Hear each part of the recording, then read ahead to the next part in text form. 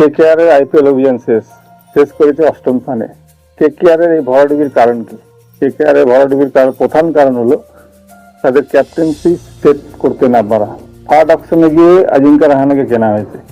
KKR এর যে main দুটো ফাস্ট বোলার তারা কখনোই ম্যাচ জেতানো বোলার নয়, ফলে রেজাল্ট যা হওয়ার হয়েছে। ভেঙ্কটেশ আয়ারকে 23.75 কোটি টাকা দিয়ে কেনা হয়েছে। ভেঙ্কটেশ আয়ার এবারে আইপিএল এ ফুল ফ্লপ। টোটাল আইপিএল এ রান করেছেন 142, সর্বোচ্চ মাত্র 7। যে রিঙ্কু সিং একাই ম্যাচ জেতানোর ক্ষমতা রাখতো, সেই রিঙ্কু সিং ফর্মের ধারে কাছে নেই। আর আরেকটা প্রধান কারণ হলো কেকেআর এর যে দুটো allrounder Andre Russell, Sunil Narine, তারা গোল্ডেন টাইম পার করেছে। কাজেই ফলাফল যা হওয়ার তাই হয়। আমি কেকেআর এর ফ্যান নই, কারণ কেকেআর এ কোনো বাঙালি প্লেয়ার খেলে না বলে। চেতন সাকারিয়ার মতো একটা প্লেয়ারকে সারা সিজন বসিয়ে রেখে দিয়ে পয়সা দেওয়া হলো, অথচ বাংলা থেকে যদি একটা প্লেয়ারকে গ্রুম করা হতো সেই পয়সায়, সেটা ভালো হতো নাকি?